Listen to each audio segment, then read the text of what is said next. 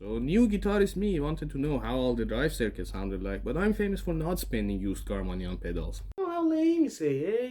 I'll have you know, I have a particular set of skills. Skills that I've acquired over a long career. That aren't useful for getting my daughter back if she gets kidnapped, but at least I can get a guitar pedal out of it because As I walk through my life all these years, I realize and see none of the existing solutions good enough for me. I'm fixing every issue. What else my way would be than to hatch up my own things together for eternity? I looked at some schematics, concluded it's all about the diodes, baby, then built a rat, because its knobs give you the widest range and it was allegedly used in my favorite album at the time. Now, contrary to popular knowledge, a diode does conduct both ways, but it needs a lot higher potential difference to start conducting this way and vamooses quickly when it does. Put the diodes here, and anytime the output goes higher than the diode's forward voltage, they start conducting and slamming the output to ground, clamping the voltage. This is the standard rat hard clipping. An op-amp recreates the voltage difference here onto here multiplied by the set gain. If you put your diodes here, every time they conduct, they send the output into the reference, so suddenly the difference is reduced, thus the output is reduced. It's essentially turning down the drive. If you put two diodes in series, the voltage can rise to both forward voltages added together. So in this configuration, one side is clipped at twice the amplitude as the other, hence asymmetrical clipping. All the same with LEDs, except they have higher forward voltage and give you a visual indication of the signal amplitude as the current changes. Pretty much like a VU meter.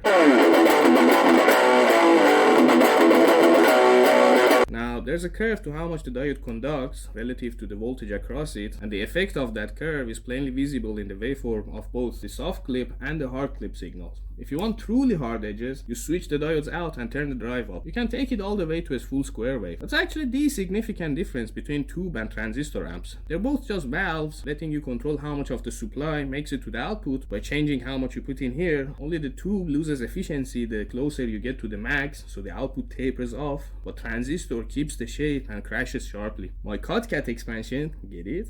Lets you switch in and out any combination of hard, soft, symmetric, asymmetric, diode and LED clipping, and the whole thing I called the irRATional. Ooh, Lord have mercy if you ever become an actual dad.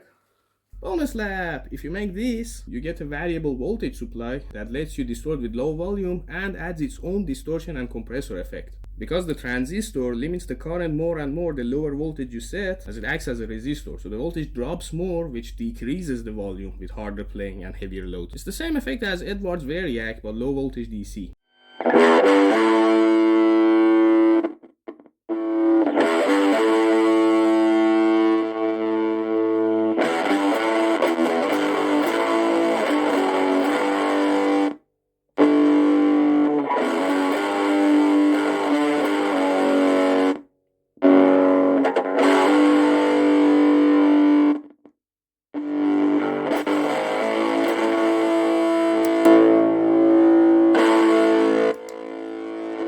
Interesting story, all the elements for my first guitar play came together within the same 24 hours. I got the idea for this on Friday morning on my way to school, so I looked up schematics and decided the circuit in the back of the class. Then after school I got the call to pick up my Strat-From setup, and when I got home, my first amp was delivered too.